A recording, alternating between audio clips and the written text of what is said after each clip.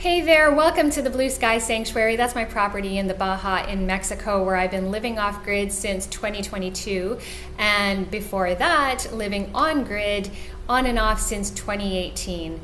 And over that time I made a lot of videos. Most of them have been really positive in nature, and I struggled honestly to put this one together today because I have a lot of mixed feelings about sharing anything negative about this beautiful place that I call home. I'm so grateful to be here. I absolutely love Mexico and I love the people that are here.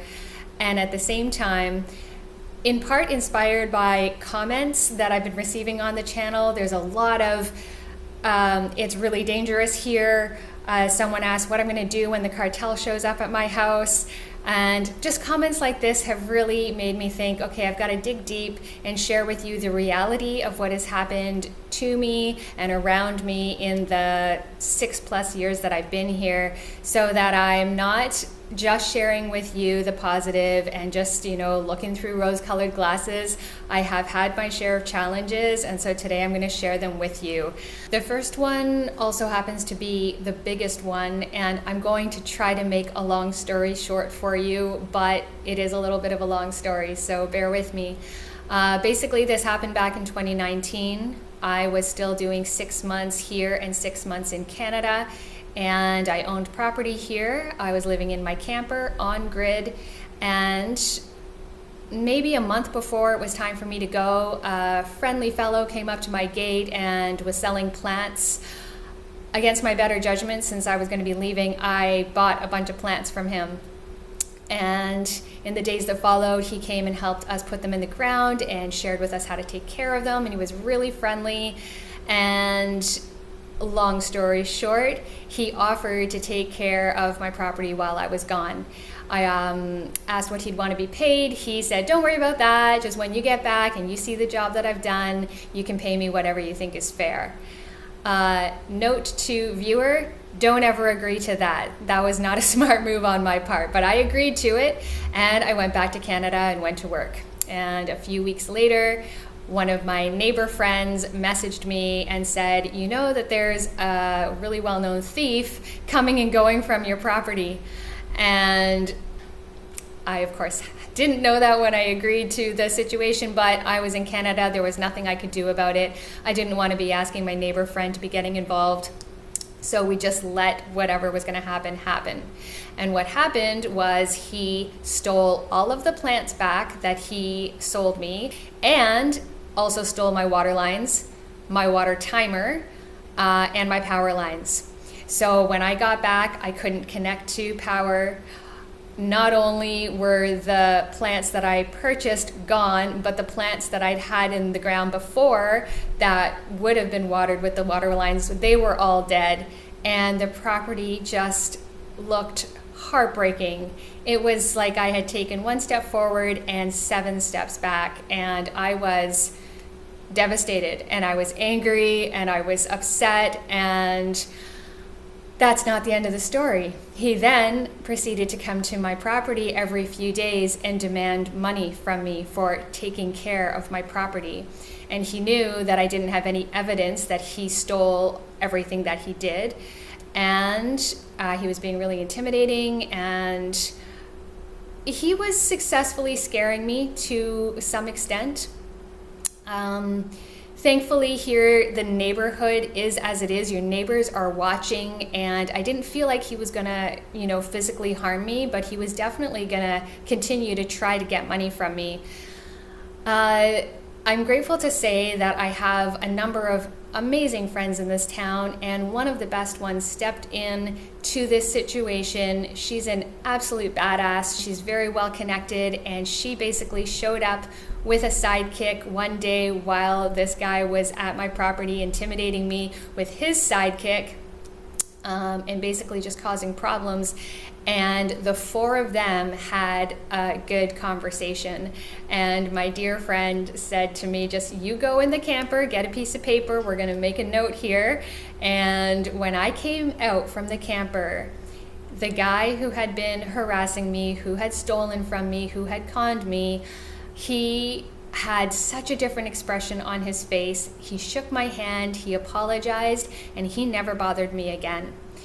And so that I can say that I was conned and robbed and threatened, and within 24 hours I felt an absolute forgiveness around that, really said something to me. Like, within the week that was all happening, I was thinking, man, maybe I'm not supposed to be here. Maybe Mexico is crazy.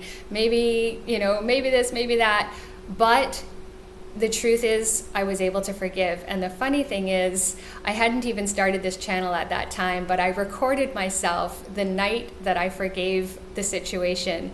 And I put that footage at the end of this video if you want to check it out. It's not flattering. It's, I was in rough shape, but I felt like that was a moment I was going to want to remember. And so I recorded myself. So anyway, that was my biggest challenge.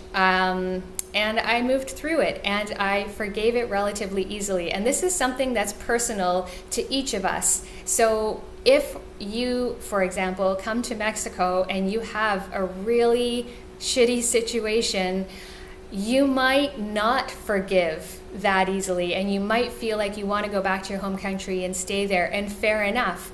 Or you might feel, as I did, like, nope, this is worth it. This is where I want to be. And you'll never know that until you try. So I think, just writing off any country because of one or two experiences, or what you hear in the news also, is just really, I think, not the best idea. The funny thing is here that the cartel actually ties into this story but maybe not in a way that you would expect.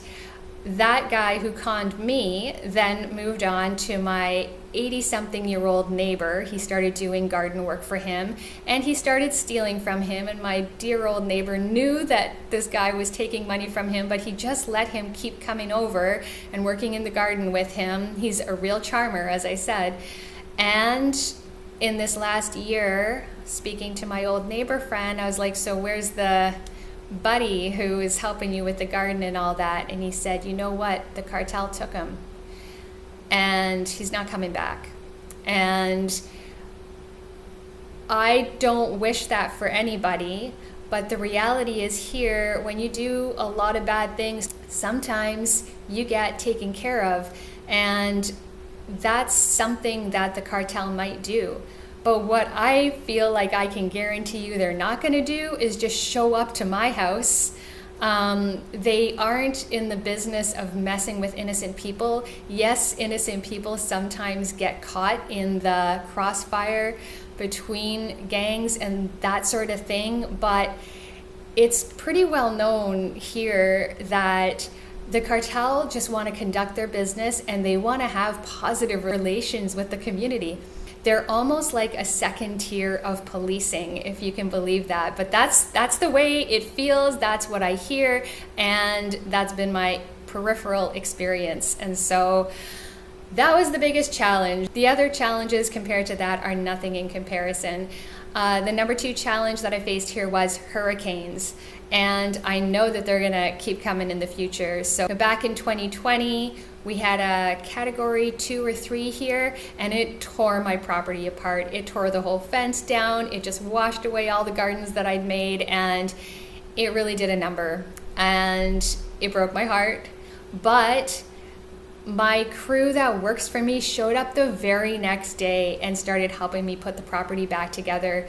And this is something that I feel about what I experience in Mexico, is when I am down, I don't get kicked, I get lifted back up. So, expecting or hoping for a life where we never fall down, I think is unrealistic. But what happens when you're down? For me, blessings have happened. Another challenge that I face here is seeing a lot of death with animals. I have found countless animals in the ditch, like dogs and cats, pets. That really is hard for me to handle. But just this past week, there was a good-sized dog, just a few properties up from mine, laying dead on the side of the road. And it was on a Sunday, so I didn't want to call anyone to deal with it. It's way too big for me to deal with myself. And as I was thinking about what I'm going to do over the course of that day, I look out my kitchen window and there's a kid out there burying the dog. So I ran out there and gave him a donation towards the work he was doing, and he wouldn't even take the money, not until the man either that he was working for or if it was his father yelled over to him and said, take it. Then he took it. But how precious is that, you know? So I feel like whatever challenges happen here, I get through them, and that's why I stay here, and that's why I call this place home. My last challenge is not really just related to Mexico. It's happened throughout my life, and any females that are watching this video can probably relate to being hit on when you don't want to be hit on, being talked down to because you're female.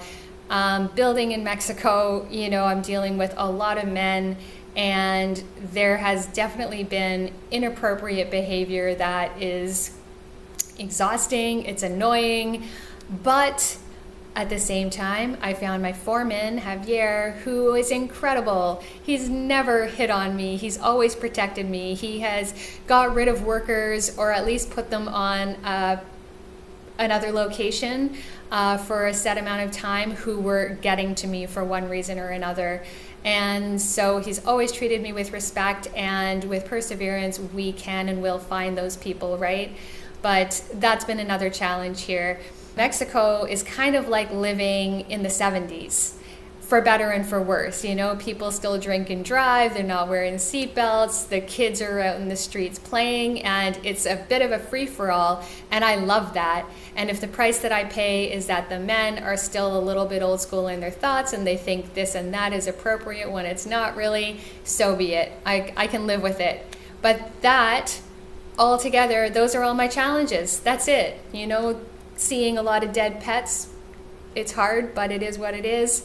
Dealing with men, and then the con situation, I don't imagine it's ever going to happen again because I've wisened up. So I'm also more established here in the neighborhood and in the community, and I don't think that a person like that will try to mess with me because they know that I am better connected in the community now. So I think that they probably pick on the people that are fresh and don't know better.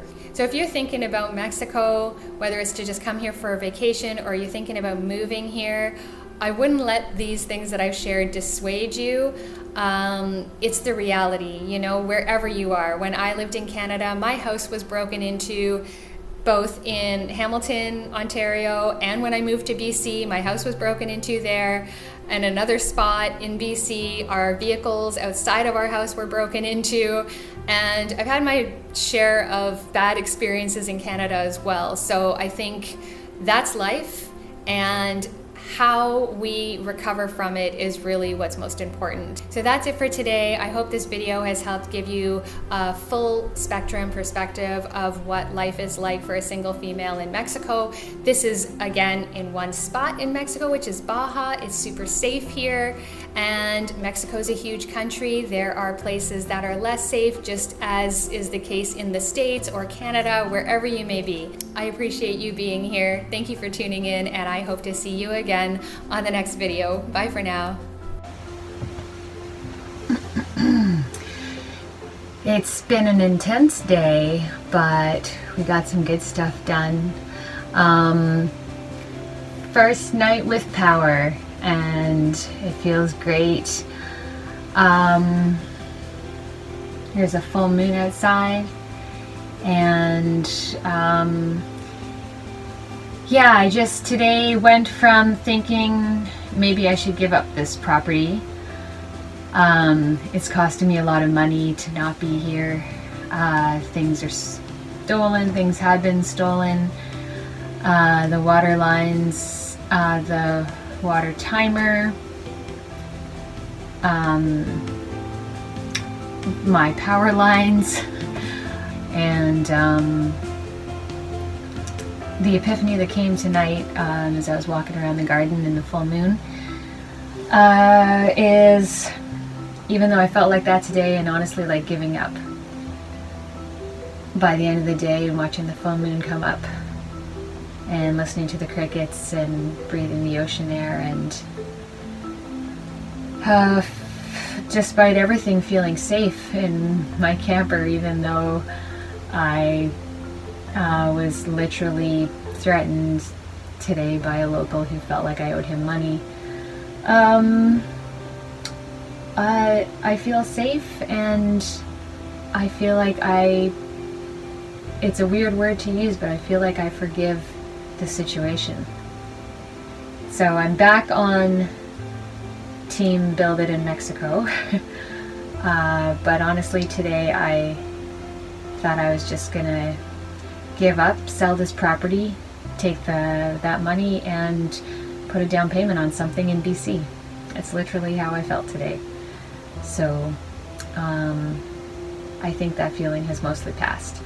And the reality is I've already done that. I already bought a house in Canada and lived in it for a few years and then realized that it wasn't for me.